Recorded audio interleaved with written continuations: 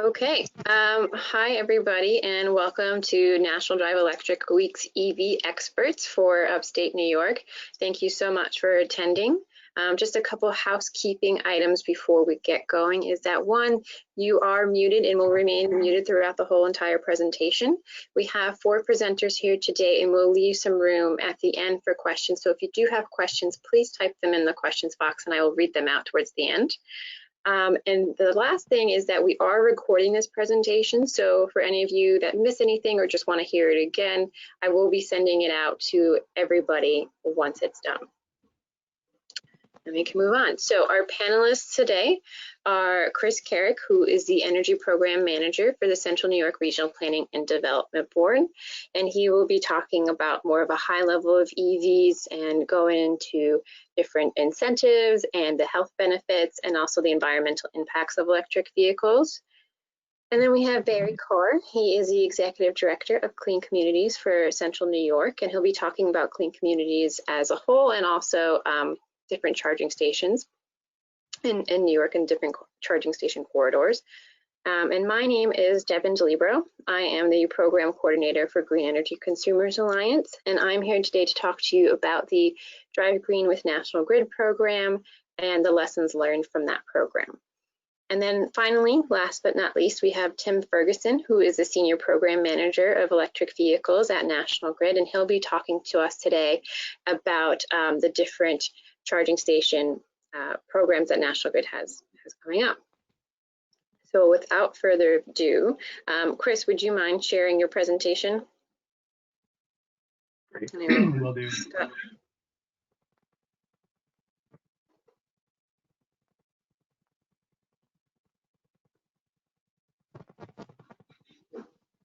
Is that working? I can't see it. Okay, I hit the show screen button.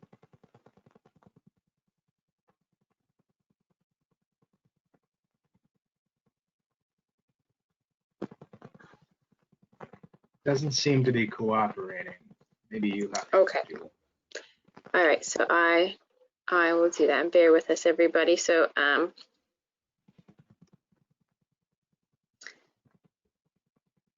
we're going to do this in PDF format today, unfortunately, so bear with us. Chris, can you see the screen? I can, thank you. Perfect. Okay, just let me know when you need me to toggle. Okay, will do. All right, well, thank you, everybody. Thanks for the introduction, Devin. Thanks to all the attendees and my co-panelists. Next screen.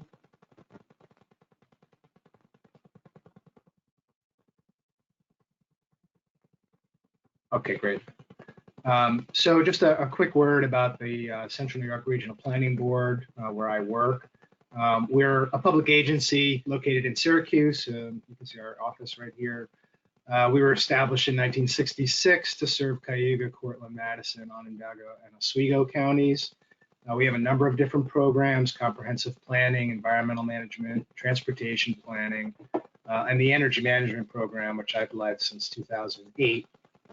In that time, we've coordinated a number of NYSERDA programs, including our current role as the regional coordinator of the Clean Energy Communities program, which provides technical assistance and grant funding to municipalities for the adoption of clean energy actions, including EV charging stations and purchase of electric vehicles. And I'll cover that in detail at the end of my presentation.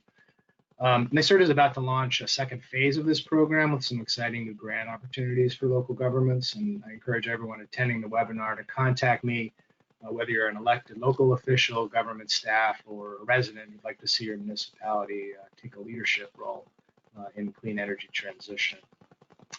Next slide. Okay, so here we see EV registration data, which shows the total registrations as of September 2nd. The geographic distribution of by county in the heat map, annual registrations in the bar chart, and the breakdown of plug-in hybrids versus battery electric vehicles in the pie chart. At the state level, we can see that New York City and Long Island have the highest density or greatest market penetration. We'll see more information about that in a couple of slides. We also see plug-in hybrids dominate with about 60% of the market share. Also of note, but not shown here, is the fact that Teslas are about a quarter of the total. We can also see, as shown in the figure in the red circle, there are about 11 registered EVs for every level 2 charging port, which is about average for the US and in line with industry standards to encourage the growth of EVs.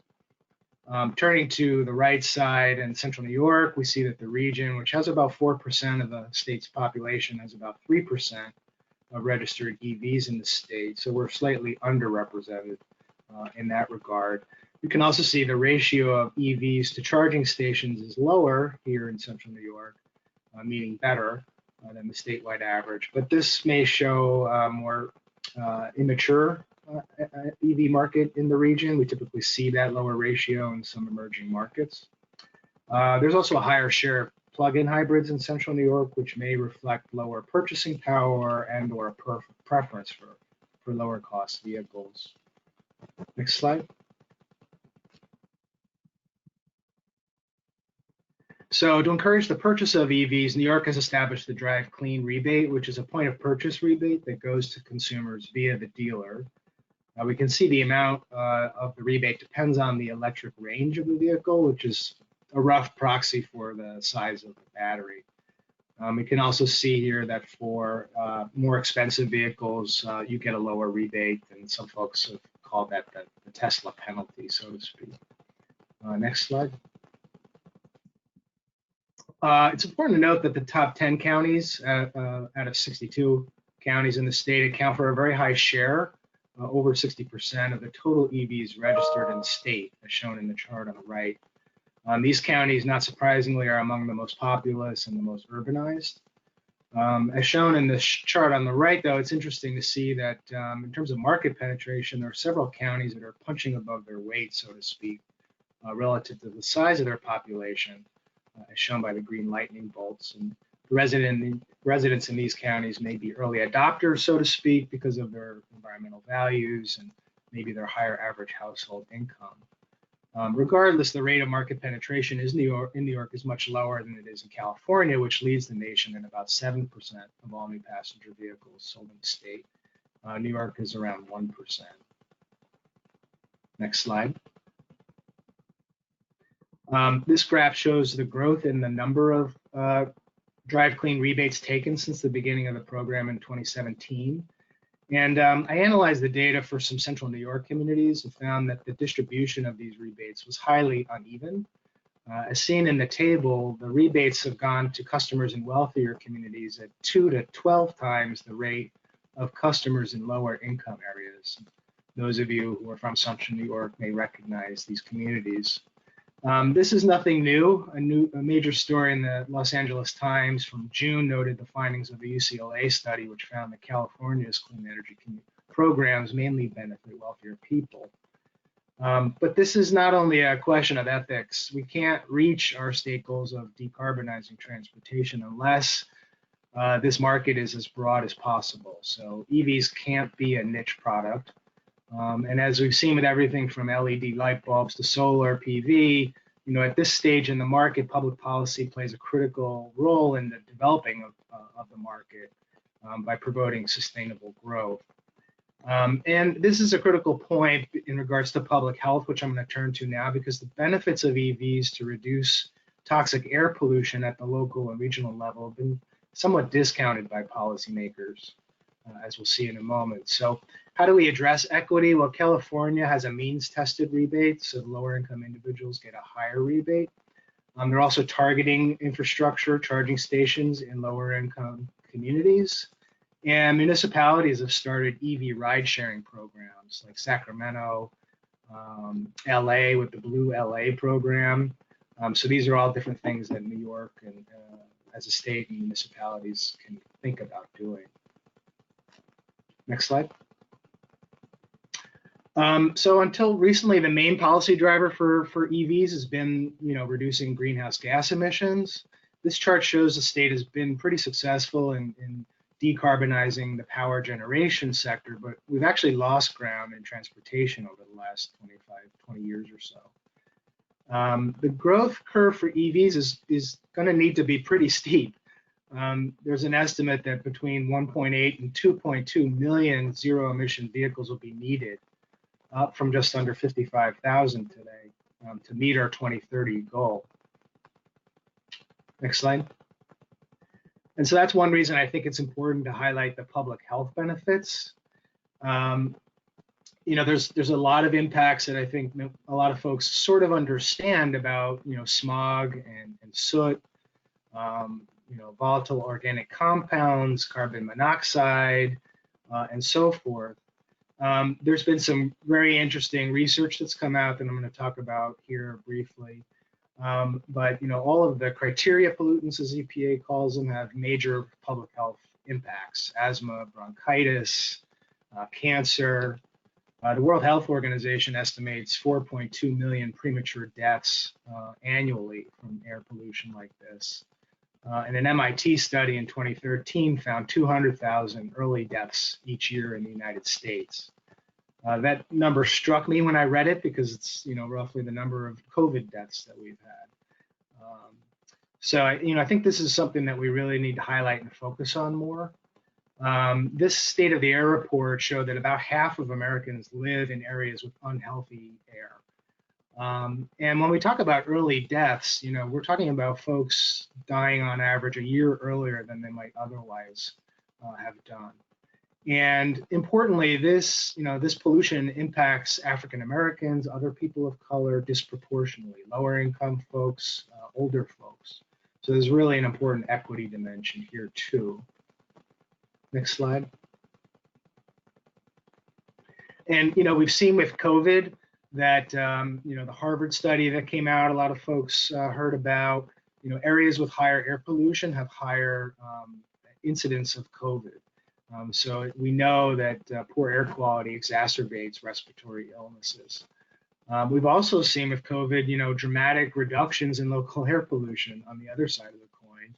And this has led a lot of folks, including the Wall Street Journal, to say, well, boy, this is kind of nice.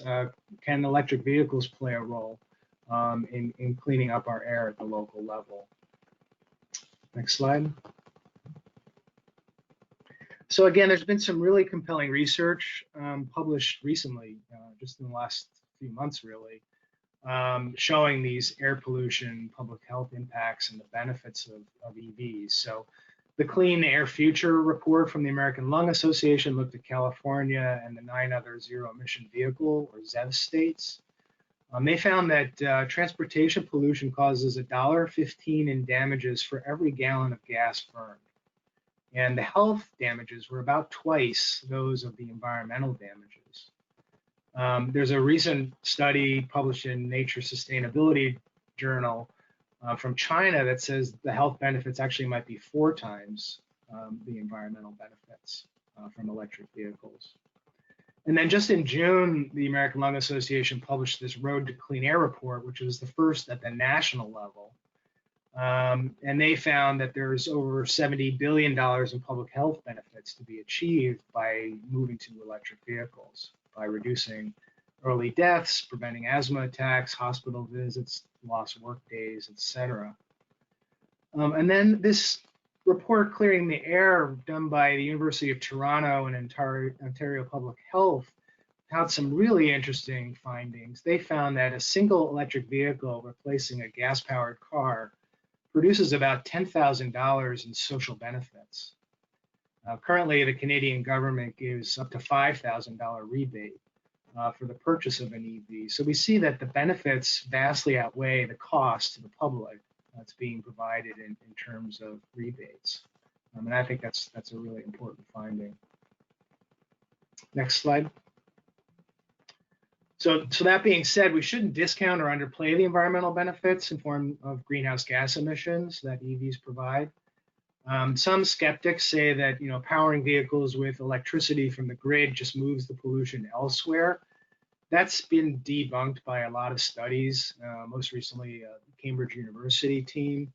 But the Union of Concerned Scientists has been looking at this for 10 years. And they found that in most parts of the country, driving an EV is vastly more beneficial than a gas-powered car. And I've highlighted New York here with the red arrows. And what you can see is from 2009 to 2018, a vast improvement as our electric grid has gotten cleaner. So back in 2009, an EV was the equivalent of driving a gas car with 115 miles a gallon rating. Now it's up to 231 miles per gallon. So again, EVs are part of a larger transition, and as we clean up the grid, EVs get even better. Next slide. So New York is stepping up in a big way, and my co-panelists will talk about this a little more, but just in June, I think it was, $750 million was committed to promoting electric vehicles and charging stations, and a good chunk of that's going to disadvantaged communities. The goal is to get up to 850,000 EVs by 2025, and 50,000 level 2 chargers, 1,500 DC fast chargers. But remember, that's a long way to go. We've got 55,000 on the road today, so we need to get to roughly 2 million by 2025. Utilities are doing a lot in this space. They're also devoting a lot of money to disadvantaged communities, which is really, really encouraging. And I think utilities have found that EVs provide a lot of benefits to them. A study from California showed that PG&E and Southern Cal Edison are making a lot more money than they're spending through these transition. Next slide. So just wrapping up, here at the local level in Central New York, we've done some things to try to speed this transition. We did a charging station plan a few years back with support from NYSERDA, looking at where would level 2 stations be deployed to promote travel within the region. So we targeted communities based on demographics and where EVs exist, where charging stations exist, and where destination locations exist. We targeted a few communities like Syracuse, Town of DeWitt, Town of Clay, Town of Camillus, Village of Fayetteville, and City of Auburn. And DeWitt, Clay, Fayetteville, and Auburn have all installed charging stations as a result of this effort, and also the Clean Energy Communities program I mentioned earlier. So next slide. Again, this is a program to give grants to municipalities that adopt 4 out of the 10 actions listed on the left side of the screen, including vehicles and charging stations. And this program has been very popular, and we've done very well here in Central New York with this program. So again, I encourage you, to talk to your town supervisor, village mayor, town board member to get them to participate in this program if they're not. Next slide.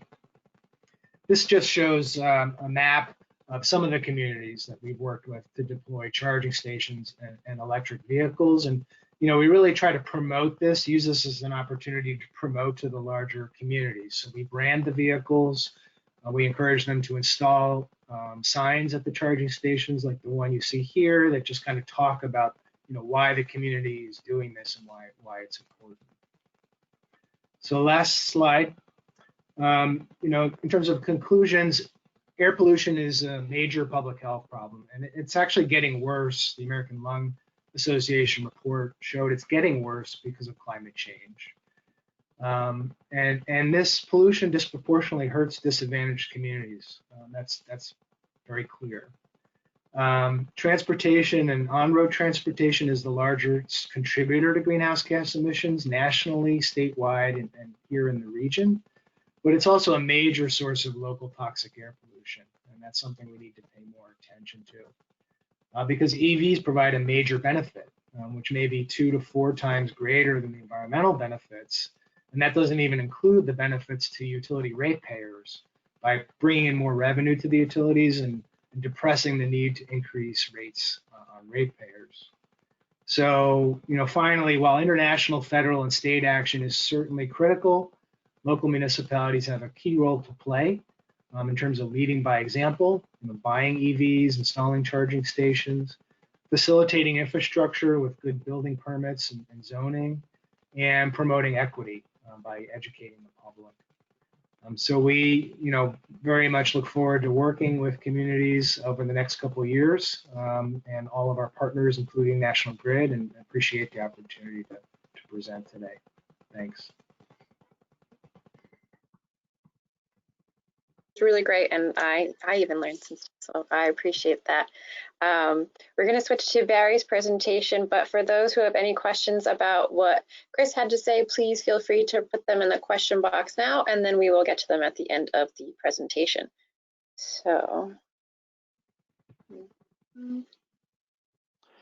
I will agree. Thank you, Chris, for that presentation. It's some of this stuff is just really enlightening. I mean, we all tend to pat ourselves on the back for what we've done so far, but wow, do we have a long ways to go, right? So, hey, I'm Barry Carr. Hello, everyone. Welcome to Virtual Drive Electric Week. It's going to be a little bit different, but we'll do our best here. I'm the executive director of Clean Communities of Central New York, which is a nonprofit outreach program that is funded by the Department of Energy to promote the use of alternative fuels, alternative fuel vehicles, and advanced technologies related to transportation. Next slide, please.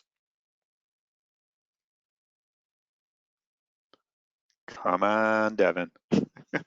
Okay, we are not the only people doing this. The Clean Cities coalitions are in our 27th year. The coalition here has been around for 25 years, was actually initially located in the building where Chris Carrick doesn't go in right now, but normally works in. And we're now located at the Syracuse University Center of Excellence. We are one of 6 coalitions in New York State, and there are a total of, I believe, 93 coalitions nationwide. So we can affect 82% of the total US population. And we have funded by managing contracts through the federal government, the procurement of over 500,000 alternative fuel vehicles. And, that's a really nice thing. But again, we need to do 4 times that amount just in New York State. So things are going to accelerate pretty quickly. Next slide, please. Some of the things we do, part of our stakeholder outreach, we deal with about 15,000 people. We do this nationwide, so I kind of serve as the local arm of it, but we also work very much regionally. There are 14 coalitions in the Northeast that do things together, and we often team with coalitions in other parts of the state, in other parts of the country that you will see in one of the slides afterwards. But these are just some of our projects. You can see, if you can really squint, you can see me in a picture that's in downstate New York at an EV ride and drive last year. We work closely to try to get information out from the infrastructure manufacturers. So on the left there is an existing EV GO station. That is a DC fast charge station. You're going to see a lot of those coming in here into New York State, especially along these designated clean corridors in the near future. And think of that as a gas station for your car. So while most of us who drive electric vehicles, we plug them in at night. So if you come home at night, that's the perfect, least expensive way to do it, to just plug it in at your house. But if you travel a lot, like I do, you're going to need to top off, and that's what these DC fast charge stations are for. And then on the right is a brand new station that's actually one of the stakeholders of our organization. They're installing their first station down in New York City right now. That has a giant screen on it that can not only provide information on how to use the station, but they're selling advertising on it, and they're doing community announcements and emergency announcements, kind of like the signs you see along the thruway in 81 now. If the red alerts, the brown alerts, the yellow alerts, the silver alerts, you're going to be able to do those at the stations.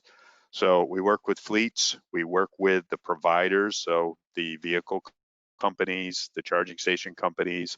We work closely with environmental and energy agencies. Tim Ferguson, who's going to speak next, National Grid is on our board. Chris Carrick is on our board. Devin, maybe someday, but we work closely with Greening USA that has their meetings in the same building I'm in, and closely with the university. Next slide, please. I was going to show a video, but it's way too long. But just to give you an idea, you're all familiar with Tesla. You may not be so familiar with the #1 selling vehicle, I think, in upstate New York is a plug-in hybrid that is a Mitsubishi Outlander. And it's been the #1 seller here because it's available in all-wheel drive. But there's a whole lot of new cars coming out this year. So later this year and very early next year, you're going to see all the models shown on this screen that are going to be available here in New York State. The first announcement will come in California. They have the most incentives. The second announcement will be New York, Connecticut, New Jersey, Massachusetts, where there is a lot of vehicles sold. And so it's exciting to see some of these new models. So those of you attending, if you just go onto YouTube and ask for new battery electric vehicles, you can see a video of this. Next slide, please. One of the things we've been spending a lot of time on nationally and regionally is the establishment of these federal clean corridors. There are clean corridors for all the alternative fuels, which include natural gas, propane, electricity, hydrogen, biodiesel, renewable diesel. And in New York State, this is last year's slide. We already have designated Interstate 90 as an EV ready corridor or a pending corridor, Interstate 87 that goes from New York City up to Montreal. This year, I-81 got added as a pending corridor. Route 17 down in the southern tier is being added as a corridor. And then some of the regional connecting loops, which would be something like Route 690 in Syracuse, Route 390 and 590 in Rochester, and then down in New York City, you have Route 287, and then Interstate 495, which is the Long Island Expressway. And what that means, in order to go from pending to ready, it means that they have installed DC fast charge. These are units that can probably bring your vehicle to about 80% state of charge in about 20 minutes. They're very expensive right now. They use a lot of electricity, but this technology, the pricing continues to drop as time goes on. And the New York Power Authority is funding some of this. There is money available on what are called Make Ready programs through our local utility, National Grid, and as well as New York State Electric and Gas. And then there is some incentive money for DC fast charge available directly through NYSERDA. I was on the webinar just before this one where they talked about that. That's exciting to me. If those of you have been traveling at all, right now we have DC fast charged at the New York State Welcome Center that's at the border of down in Binghamton, the border of Pennsylvania and New York on Interstate 81. We also have some fast chargers installed through NYPA that are over in the Little Falls area that are right off of the New York State Thruway. And I've seen NYPA's map, as some of you enthusiasts have seen. We have a couple of them going into the Syracuse area, one right off of Brighton Ave that's scheduled to go in later this year. So I am very excited and very bullish on this. I know this time it's actually going to happen. Next slide, please. This is my contact information. I'm a good person to reach out to about this. I've been doing this for about 30 years. That's my phone number. That's my email address. And I've also put our website as well as NYSERDA's website, where you could go in and look at transportation programs that are available. And then finally on the bottom is the federal website that talks more about the Clean Cities program and how we can all accomplish more by working together. So thank you for the time, and I'm hoping there's some questions here. If not, we'll take the rest of the hour and ask each other questions. Thank you, Devin. Yeah, so thanks, Barry. I appreciate it. So if anybody does have questions for Barry, please put them in the questions box and we will get to them at the end of the presentation. And the video that Barry mentioned, I had to cut it for time, but we will be sending it out in the follow-up email. So when you get this presentation, you'll also get that video. Thank you. I'm actually going to switch to my presentation pretty quickly, and then after me, we'll go to Tim, and then we'll be ready for questions. So give me 1 second.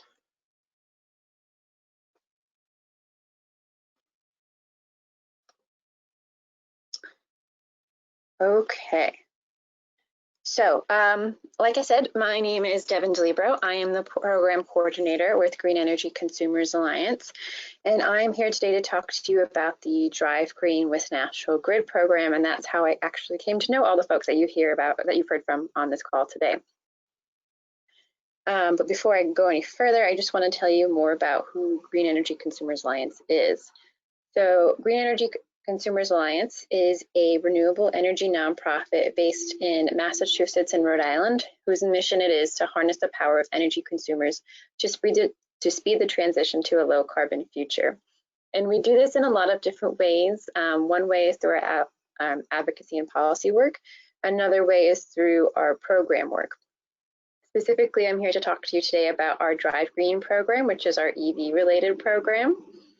So Drive Green started in 2016 as a way to give folks who are interested in electric vehicles an educational resource. So we have a website, which I'll allude to a little bit later on, that shows you all different sorts of educational resources, whether you want to know about charging or you want to know about incentives or pretty much anything we have on there. And then in the original Drive Green format, we have it so we have a network of dealers, so you can sign up on our website. And if you go through our website, you can get a pre-negotiated discount from one of these dealers in our network. So, and if you're wondering why I'm talking to you today when you're all from New York and I'm not, it's because National Grid approached us a few years ago to take this program and bring it to New York. And so that's how the Drive Green with National Grid program was formed. The National Grid side of it is that they have funding to provide different charging stations to site hosts across upstate New York. And in order to spread the word about electric vehicles and also the charging infrastructure, National Grid hired us to do an educational and communications program with the different site hosts who have signed up.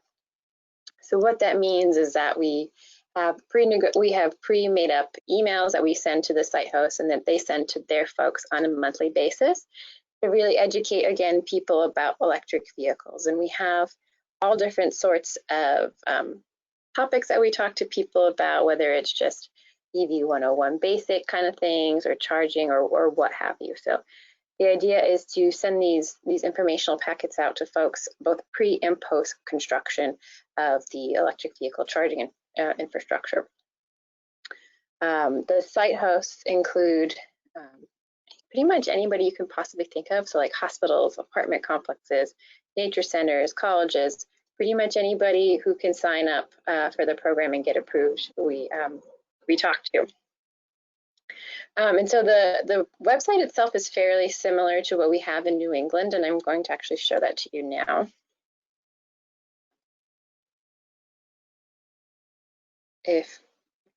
Hold on. There we go. So this is what the website looks like. So if you, after this call, you want to look and take a peek, this is what it looks like. You'll see we have the Browse the Cars button here.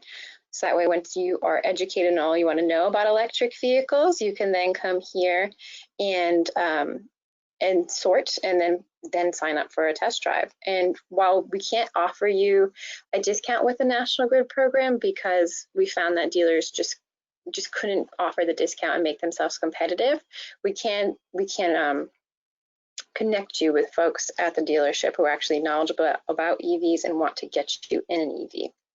So you'll see every car has its own little card. It's kind of like a fast facts. So we tell you like what kind of car it is. Is it a battery electric vehicle? Is it a plug-in hybrid? We let you know the range and all sorts of different things.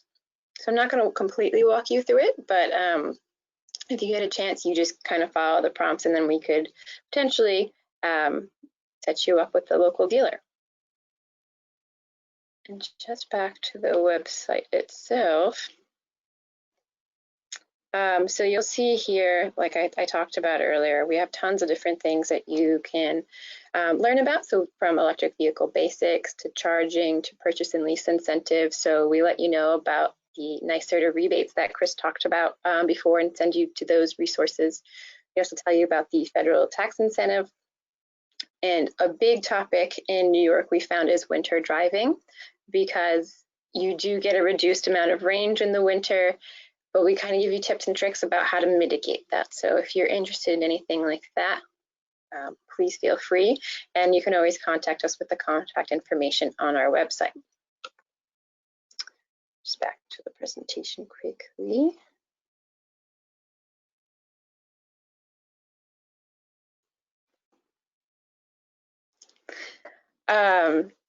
Okay, so we talked about the educational and communications approach to EV adoption. We talked about the different site hosts and the network of participating dealers. And my presentation is a little bit quicker than everybody else's, so we're already ready for Tim's. But Tim, if you want to explain a little bit more about the national grid side of things with this program, feel free. I kind of just wanted to do a quick overview. And so if you have any questions for me, please feel free to type them into the question box. I know I went rather quickly. And then Tim will do a deeper dive into what National Grid is doing program-wise and how they're building out infrastructure. Let me get you there.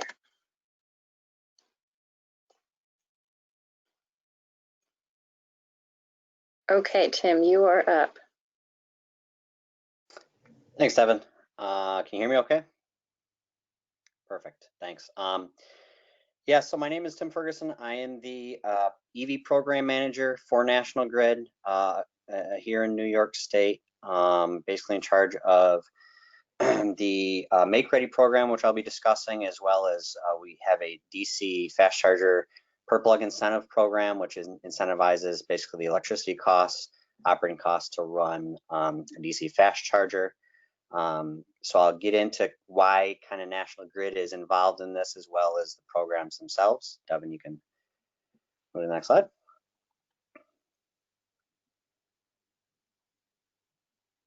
So, you know, why National Grid? Well, National Grid has really committed itself to reducing carbon over the next number of years. We've really aligned our goals and our targets with the states that we operate in. New York obviously being one of them. New York has a carbon reduction of 85% by 2050. At National Grid, we actually have a target of net zero by 2050. You know, over the next number of years, we're really dedicated to investing and spending a lot of money on reducing carbon, you know, internally on National Grid infrastructure level, as well as our own facilities, as well as obviously a big piece is helping our customers with reducing their carbon footprint, you know, with a number of energy efficiency programs we offer, as well as the EV infrastructure programs and other EV programs we offer, which I'll discuss in a minute. You know, we're really in the business of providing infrastructure to our customers, but it allows us to engage with our customers on a daily basis. We're really positioned to help stimulate that EV charging infrastructure, as well as the EV charging transition to clean energy, you know, as well as complement the public or the private, you know, sector investments that, you know, Barry had mentioned earlier. And what we're doing here directly supports the New York ZEV target of 850,000 zero emission vehicles by 2025, which Chris had mentioned earlier. So, you know, what we're doing is really helping to support that transition to clean energy. Go to the next slide, Devin, please.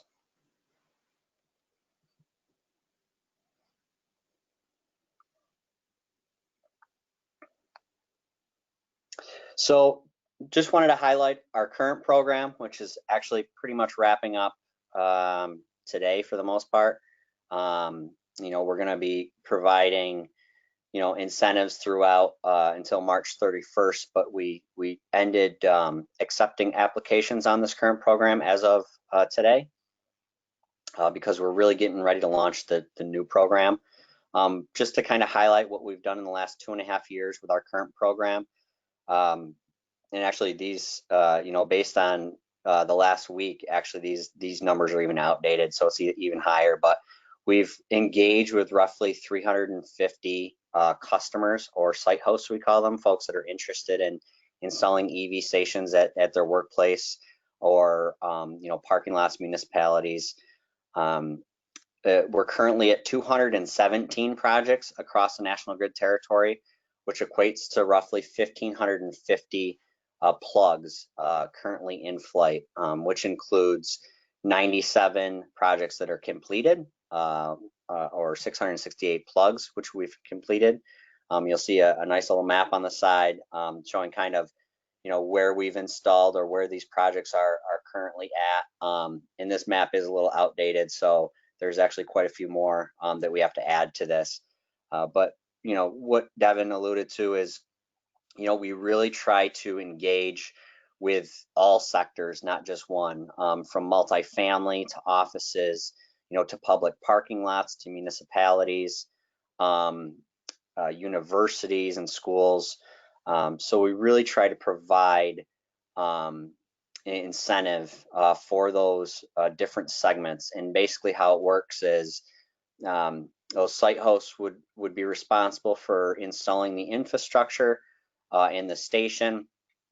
And where we come in is we provide an incentive for the infrastructure to build, basically to provide power to the station. So, you know, whatever that infrastructure is, from the power source to the station, we provide in this current program 100% incentive to cover the cost of that infrastructure. That's labor, that's materials, that's everything. And a big piece of this program, and you know, a big success of this program, it's not about just putting in stations, right? It goes back to the goals of, you know, increasing EV adoption. And with this program and with, you know, Green Energy Consumers Alliance help and assistance with outreach, education material, we're targeting to reach 286,000 people by the end of the program with education and outreach. And that's really helped to get people to not only understand what a charging station does, but really get them on board and convert to purchasing EVs. Next slide, please, Devin. So that was our current program. The new program that we have coming out, it officially launched July 15th, but we're officially launching our program October 16th of this year, just in a few weeks. And we'll be providing more updates as we get closer to that. But this is a new statewide program that was it was an order released from the DPS Staff and Public Service Commission. Chris mentioned it, providing $701 million for EV, basically investment in New York State over the next 5 years until 2025. National Grid, as well as all the other utilities, got a piece of that total $701 million. And what that really entails is the majority of that cost or that money is going towards building the infrastructure and building the stations, because one of the we've seen and you know, numerous studies have shown that one of the biggest barriers to EV adoption is range anxiety, right? We don't know where we're going to charge our vehicle next, and really the goal of this program is you know, we want to try to build out as many, you know, EV charging stations from an L2 level 2 perspective and a fast charger perspective, you know, that makes reasonable sense across the state. So, you know, the more people drive, the more people get out there, the more stations they see popping up. It's really gonna, you know, try to reduce that barrier of range anxiety. You know, my personal hope, and I'm sure we'll get there someday, is, you know, basically see a charger on every corner, right? So that there really is no, you know, reason not to you know, convert to an electric vehicle. And that's really, you know, the goal of this program, is building out that infrastructure across New York State and providing, you know, charging. It basically, you know, all the major locations that folks will be traveling to. As part of the program as well, there's a fleet assessment services we're developing. So, you know, a lot of kind of what Barry talked about, working with different companies, you know, that would like to convert their fleets to electric vehicles. We're providing an assessment service, basically cost benefit analysis of converting, and then if they decide to move forward, they then can utilize the Make Ready program to help with the infrastructure. That we're also working with transit authorities on Make Ready program, you know, to convert some of their transit as well. So just this little graph of basically how the program kind of works as far as what we provide an incentive for, what NYSERDA helps with, which is the charging station itself, and then some other additional costs. But again, this is upcoming. This is a very high level of view of it. There's a lot of details behind it, but if you're interested, obviously, I've got contact information at the end of this slide. If you want to go to the next slide, Devin, please. So this is just kind of eligibility requirements for this new program. Basically, it's really a three-tiered system. It's a 50%, 90%, 100%. So 100% for DCFCs with standardized plugs in publicly available locations, located in disadvantaged communities.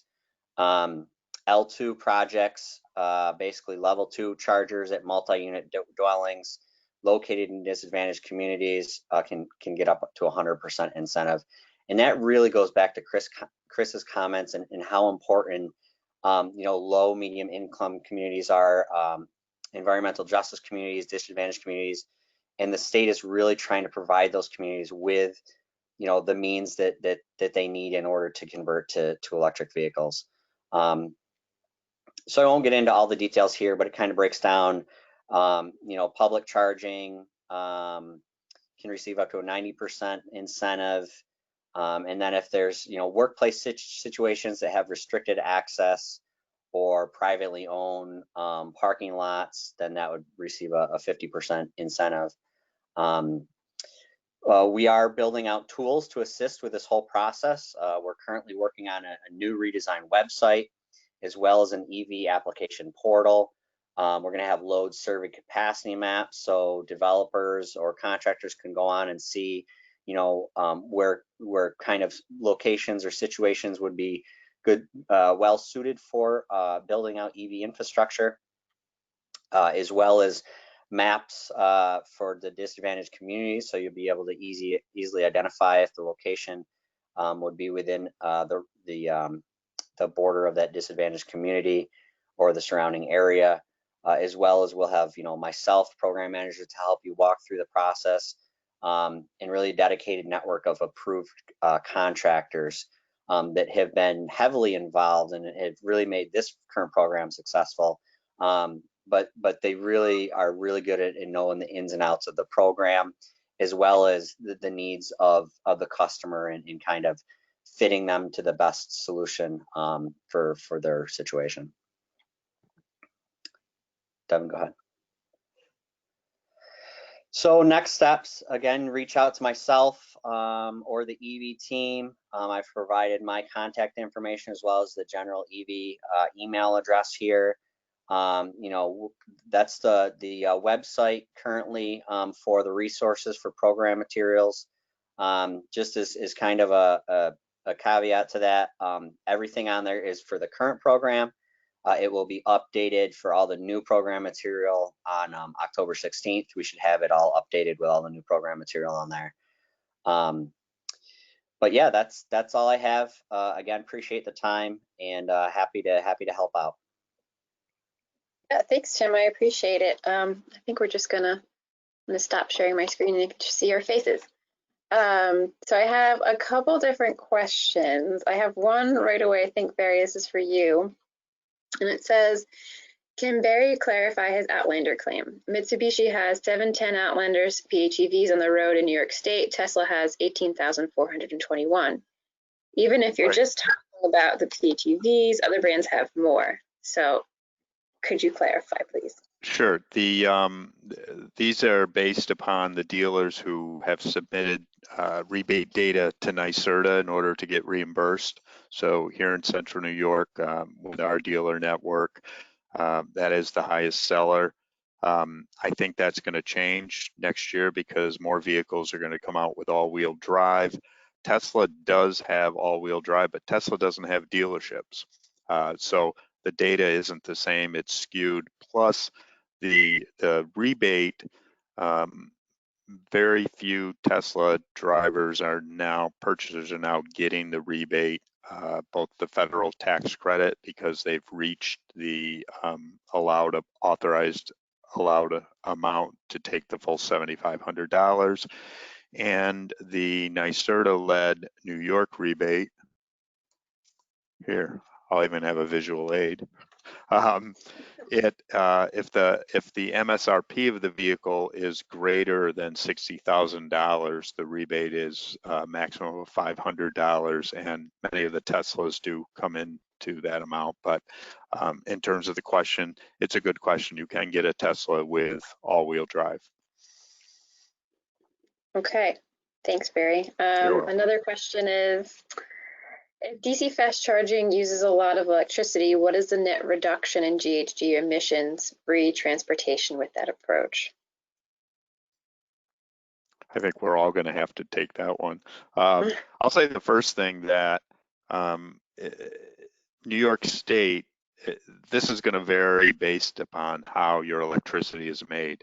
New York State has a very good mixture of electricity production because of Niagara Falls, because of hydro, because of wind, because of solar, because of nuclear. And then the bulk of the plants are running on natural gas and not coal and not bunker fuel. So we have a cleaner electricity grid here, which helps out. Chris, you might be able to say a few things about the other environmental aspects. Also consider that an electric vehicle is much more efficient than an internal combustion powered vehicle. Yeah, I mean, that's a great point. EVs, transfer more of the available power into mechanical motion than an internal combustion vehicle. So even though what they call the energy density of the battery is lower than liquid fuel, it's more efficient at using that power. But the other main thing is what you said and what I've tried to illustrate with the Union of Concerned Scientists information. And that's one of the best sources on this topic. So I would encourage the questioner to look into that website. So again, using an EV in upstate New York, which is actually the cleanest grid in the whole country in terms of carbon emissions for every unit of electricity in the whole country, is equal to a 230 mile per gallon equivalent gasoline car. So, we've got a really big advantage here in upstate New York in terms of the environmental benefit of using EVs. Just to add on to that, Chris, I know at National Grid here, we have a lot of investments within the next number of years to basically reduce the carbon in our infrastructure. So even swapping out, certain electrical infrastructure that has carbon emissions with non-carbon emitting, insulators and infrastructure. Grid is a target of, like I said, net zero. So not only are we already producing clean power, but over the next number of years, ourselves as well as the other utilities really have committed to reducing the carbon of the grid even more than it is today. You know, I just add on to that.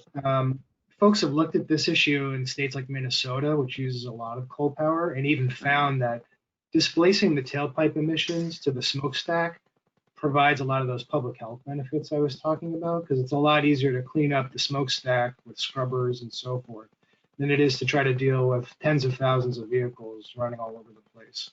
Plus, those power stations are in more remote areas with less population. A lot of our cities, you know, because of their topography, have these air inversions that creates a lot of smog. So there's just, you know, regardless of where you are in the country, it's better to move to an EV from that public health perspective. Great, thanks. Sorry guys, I had a barking dog in the background and I had to deal with that quickly. So I have one more question, and it's about charging stations again. It's who pays for the DC fast charging stations installations? The routes are federal, state, regional. Who would get the NYSERDA incentive for these? Want me to do it? I hate talking. You can start. Well, actually, probably in the end, we all pay for it, but it's for economic and environmental good. A lot of this money, this make-ready money on the utility side for the DC fast charge stations, that is being funded by a rate agreement, a rate case with National Grid and Avangrid, which also is in kind of our Central New York area in the southern tier. So I would very enthusiastically tell you, if you're a property owner or a business owner, to take advantage of this while it is there, because it'll help everybody out. The other thing is, on the station itself, a lot of that is being paid for with Volkswagen EMT, the Emission Mitigation Trust settlement. New York State got awarded $127 million. This is not taxpayer funds. This is a fine against Volkswagen, who were convicted of cheating on emissions testing. So of that $127 million, about 15% of it is dedicated to putting in DC fast charge throughout the state.